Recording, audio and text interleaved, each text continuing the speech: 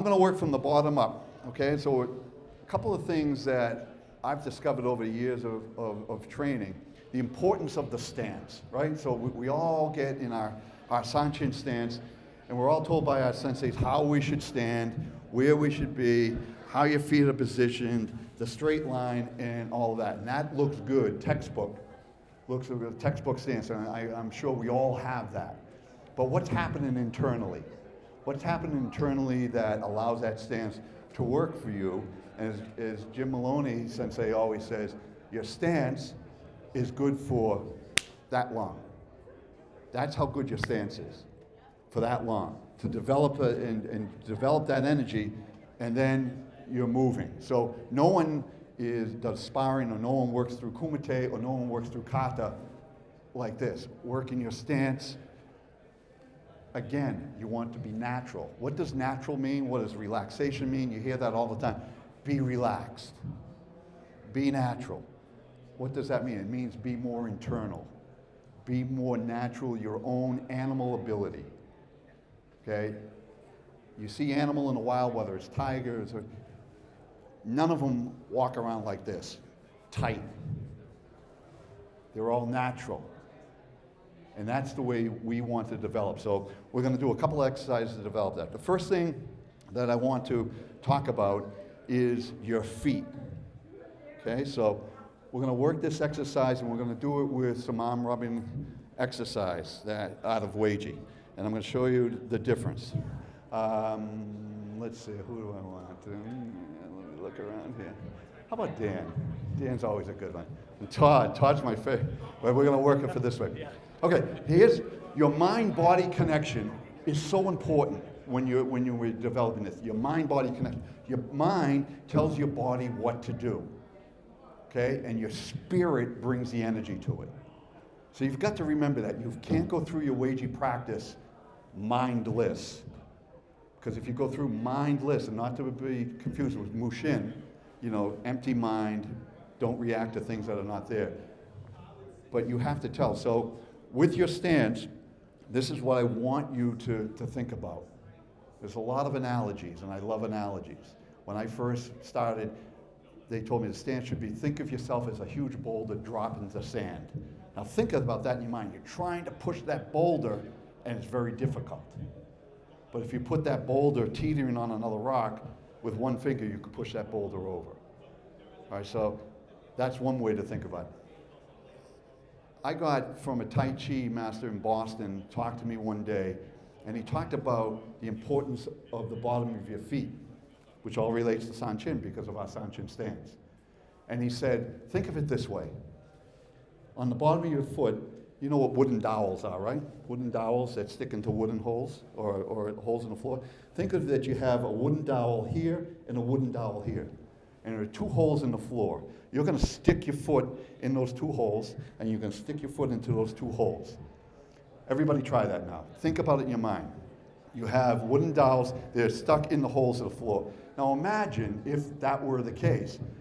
Move back and forth. He goes, work off of those dowels when you're moving. So your upper body is flowing, but your lower body is, now feel the difference. Now the dowels disappear. I just want you to stand in a Sanchin stance. Okay, now feel your legs. All right, and this is how the Okinawans, feel legs tight, right? Now, reconnect with those dowels. The dowels are in the holes in the floor, and you're moving around. Do you feel that the tension you're developing your leg strength? So everything is there. So now you're going to work with your partner in this. I want you to simply do this. From here, okay? And we're going to do the arm rubbing. Again, being relaxed, not tightening. I love when people do arm rubbing here. They tighten up and they're pushing, and they tighten up and they're pushing. I don't want to see that, because you don't need to do that.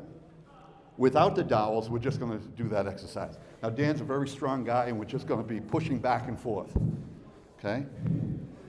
Now, I should be able to just pull him around from there. Now, I'm going to reconnect with the dowels. All right? So, again, reconnecting with the earth, reconnecting down. Okay? So, from here, the dowels are in. I'm pushing. Now, he's going to push.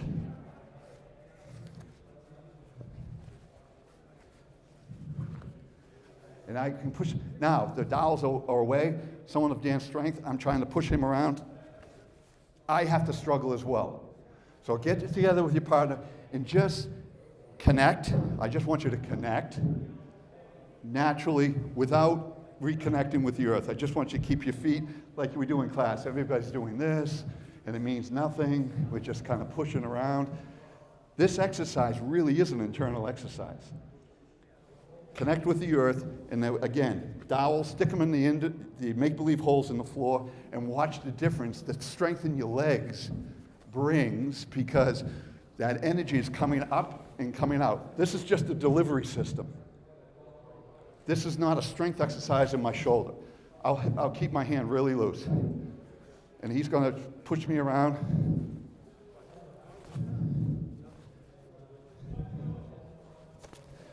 Okay, so try that with your partner. And we'll all walk around and take a look. I want one of you just decide which one is going to be connected to the floor with the dowels in your feet. The other one is going to be your uke, and they're going to try to push you around, and you're just going to flow back and forth. That's all you're going to do, because see how I'm working off my feet, my legs, back and forth. Try that.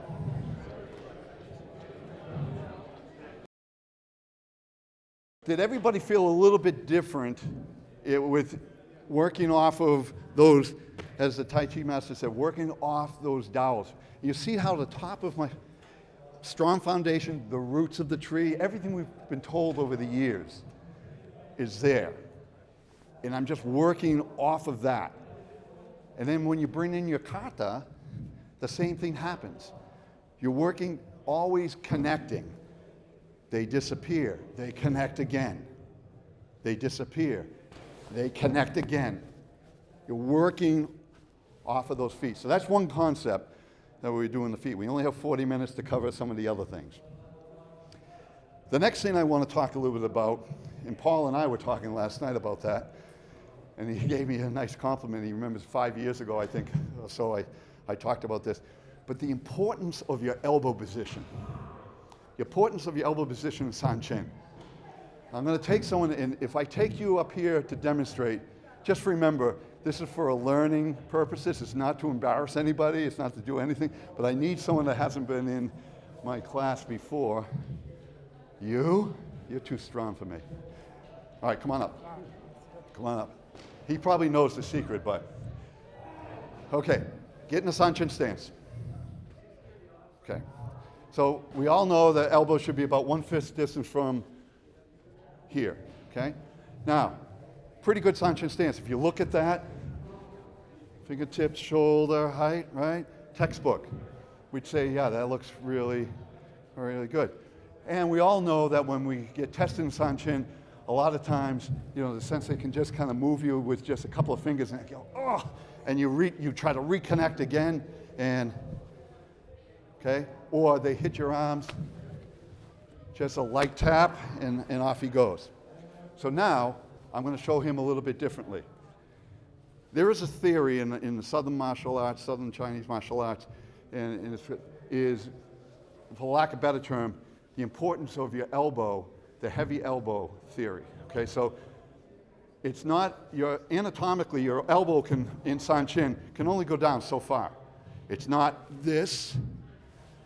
It's just from here, you just want to take your elbow, the point of your elbow, and drop it slightly to the floor. You're still fingertip shoulder height.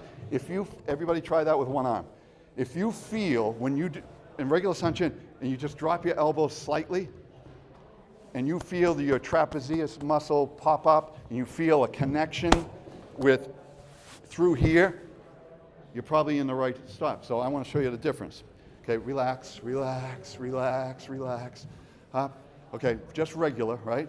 So with a couple of fingers, I'm going to push him over. Pretty good stance, strong stance. It's tight, right? Tough until I do that. There's no stance. There's no strength. So now, what I want you to do is just drop your elbow slightly. Now, you see the difference in the shoulders, how they just rounded out, how they came in here, connected? Now,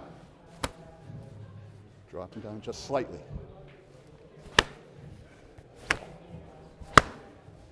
Take them out of there. Okay, same. Difference, right? Give me someone else up here. Thank you. I want someone else to feel it. You've done this before. Okay. Good Sanchin stance. And we're all going to try this with each other. Okay, good Sanchin stance. And again, yeah, perfect. Okay, and then now she's frustrated. And you're saying, okay, I can pound her in the stomach, I can kick her legs, I can do all that. And then with a couple of fingers, I can just push her back. Now, drop your elbows. Now, you see that? See how her shoulders run? That connects. Connects here, your upper pec, and she's still relaxed. In fact, I want you to wiggle your fingers, but keep your elbows down. Okay, so she's not tightening. Oh! She's like granite. Turn around this way so everybody can see. All right, relax. All right, just, okay. Now, drop your elbows. Okay, and it's still 1 fist distance.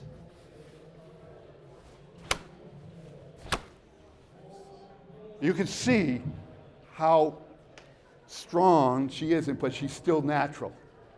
That's the importance of this position in Sanchin. Thank you. Okay, so work with your partner, and here's how you have to hit. Mike, when people work with each other, you'll see this. They'll wind up and they'll push them. They'll try to push them over and everything. I don't want you to do that. Work with your partner. Regular stance, your best Sanchin stance, but not dropping the elbows as I instructed. And I just want you to just, in the middle with your fingers or palms, and just, that's all, just that. And then drop your elbows here. And now, do the same thing, only you can really hit.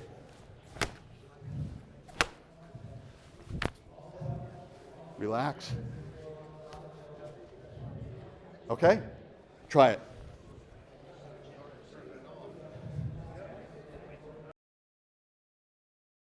Come on back in. Come on back in. Closer. I won't need too much room. If you're a true UECHI stylist, you can fight in a phone booth. So I don't need all that much room. Okay. Did everybody feel a little bit of a difference? Yes? Okay. And the important thing to remember is you're not tightening up when you do this. It's all body mechanics. It's body mechanics. Internal energy is a lot about breathing and proper body mechanics. Okay, so I'm going to try, Todd, please. Number 3. So we have working off the pegs. And again, so your kata. Sanchin, everything is in Sanchin. All is in Sanchin. No matter what kata we do, Seisan, Sanseiru, Konchiwa, and on and on, it's all a moving Sanchin. Right? So remember that. So you shouldn't do Sanchin one way with all these concepts in place and do another kata without any of those concepts. It makes no sense, right? So as you do Konchiwa or Seisan, always remember that working off of that root, that connection with the earth, dropping the shoulders, dropping the elbows, which drops your shoulders, which Sensei Maloney talks about, that natural cant, okay? And everything that you do, and it's practice, is you should feel that. You'll know you have it when you can feel that trap pop up and you have that. If you don't have that and you're up here somewhere, depending on how long you've been studying, it'll work, but it won't work as effectively, okay? This is your animal internal of UECHI, okay? So you have that. Next thing I want to talk a little bit about is the opening of Sanchin. Let me, anybody, just stand and just come up into Sanchin. Okay, good. Okay, cool, relax. Many of us have taught when we open in Sanchin, squeeze, and we almost come up like a middle area block, right? We come up and we drop and we do all the things we're supposed to do. But I'm going to show you a little something, okay? So, Todd is a very strong guy. I know that for a fact. All right? So, what I want is for you to open Sanchin, right? Come up. Okay. Now, pretty strong. All right, so what I'm going to do is I want you to squeeze. Now come up. Come up. Okay. Come up. Okay, he's really struggling. And all I'm doing is just holding a couple of fingers there. Okay, I want you to come up just like you kind of taught as a white belt. All right. What's the problem there? He is not engaging his center. He is not engaging his elbows. So important in UECHI. So grab here. All right, so if I come up here, I'm working against the thumbs and it won't be, I can come up, but I'm struggling. I want to engage. I want this. Almost like you're, but here, coming up through your center in here.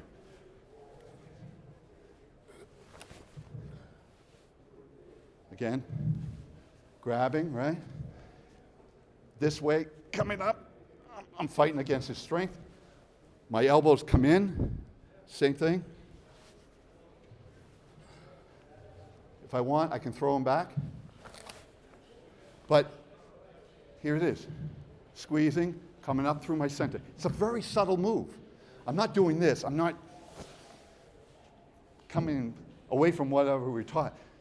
But this, coming up this way, is not as effective as coming through your center. Okay? So let's try that with your partner. First thing I want you to do, grab your wrist and come up, and just come up and open. And see if, I just want you to put some pressure here and see if they can come up. And then I want you to just come up through your center. Almost, you're not touching hands, but they're close. Okay? Try it. Unfortunately, we can't spend a lot of time on each of these concepts. I just kind of want you to get a feel for it and think about it, and because UECHI is a thinking art, right? We're not robots. Do this, yep. And then over time, you're taught the movements. You're taught some of the meanings of the movements, applications from your structures, your senses. And then you've got that down pretty good over time. Then you start thinking and studying the movements, just like this, something you've been doing forever. Just a subtle difference makes, everybody kind of feel that, right? Everybody feel that? What I don't want you to do is go back to your dojos and start curling and doing all this stuff, because that's not what Sanchin is. And I don't want you to go back to Mr. Matson or Mr. Bethany or anybody else and say, well, that's what Kelley told us to do. Right? Sanchin, stay to the Sanchin principles. This is no different. In other words, instead of coming up like this, you're just kind of turning your wrist and coming up through your center, okay? So we have the feet, we have the dropping the shoulders, and we have working through your center. So now I want to give you a couple of exercises to work with to increase your dynamism, your explosive energy, okay? Instead of this, I want to see more that. Circular block. Mr. Maloney said to me years ago, we always do this. He goes, this is throw it away. Throw it away. Think about throwing it away. So as fast as I can go this way, throw it away. It's still in slow motion, circular block. Throw it away. Natural ability, relax. Don't, I got to make a block. Tighten, come in, drop. All those concepts should be ingrained if you work at them. That. Whip, that whipping motion. Okay, so in order to get that, 2 exercises I want you to do. This is not a strength contest. There are a lot of strong people. There are some people that, everybody is a different level of physical strength in here. Just like we wouldn't start out arm pounding day one like, whoa, you know. That's not conditioning, that's not. So outside, everybody say outside, okay? This is the movement I'm going to work. I'm just going to come up through my center, come around and down. I'm still on the outside of his wrist. So coming up through the center. Again, think of low in your tandien, working your legs, those pegs on the floor, and don't let your elbows come up here. So these concepts all here. Up through, down and around. And Dan is just going to give this, he's going to gauge the resistance I need to be able to accomplish this movement. If I start to come up like I'm struggling, it's not conditioning, it's not the exercise. Let's try this. That's it. And then he will do the same. Like 10 or 12, 15 reps. I mean, it's easy if I just want to just kind of relax and let him just relax. Now, the key is if I really tighten, he can do it because why? All my energy that I just relaxed my energy on him, all that energy is bound up in my body. And so I can move him around, he can move me around a lot. But when I relax, and I just put my hands here and just rest and talk, and he's a strong man, so that's the relaxation. And then you put the energy into it. You'll lift again. Just, okay? It's not to show off.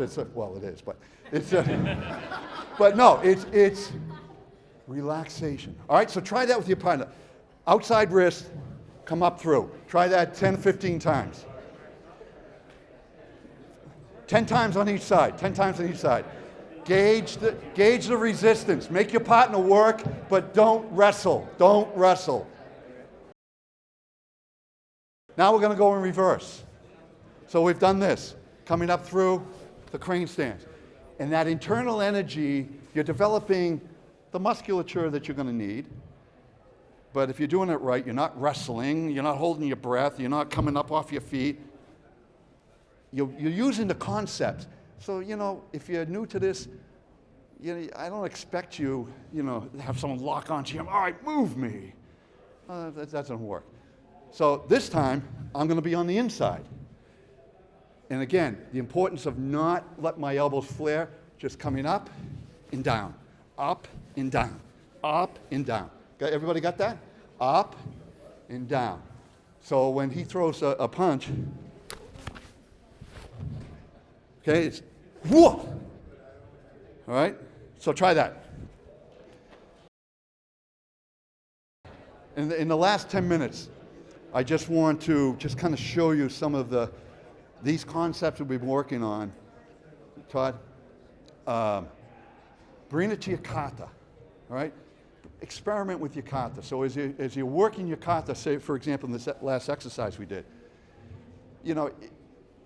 as Mr. Maloney said yesterday, kata is fighting in the air.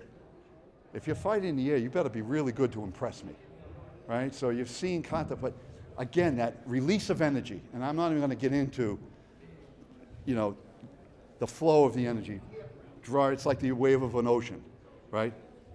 This movement here, right? We see people doing that. This should be that wave. Draw it in, throw it out, snap it out. Okay, so same with the crane stance. This is fine. This is fine. For me, this is better. Snaps into place. Okay, so he grabs, right? This is fine, and this is better. Right? This is better. Right? You're developing that musculature, okay? So the last thing that in the last couple of minutes, I just want 4 volunteers. 1, 2, 3, 4. Oh, you've been up here. Another one. Come on up. 4 volunteers. Okay, line up. Sanchin, we're gonna test your Sanchin. Okay? Just 1, 2, 3, 4. Right across. Okay? Now remember the concepts that we talked about. Forget them for right now. Just do your regular Sanchin. Regular Sanchin. Open up. I'm going to give you a little bit of a test. Up. Don't cheat, Dave. All right? Okay, so again, touch. Touch. Again, just touching with touch. Touch. Okay. If I was being tested in Sanchin for a time, you'd say, oh, you know. And again, I'm pushing a little bit, but I'm just touching. Just touching. Anybody can take that in condition.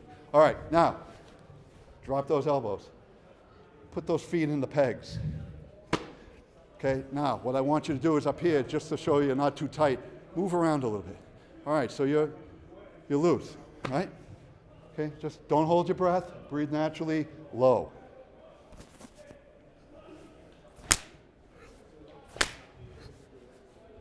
Same thing, that doesn't work anymore. Oh! Woo! Wiggle your fingers so she's not tight. Oh!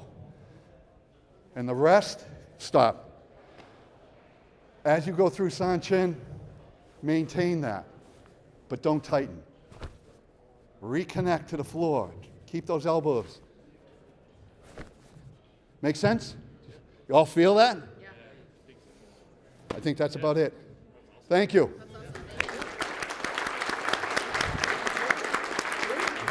All right. All right.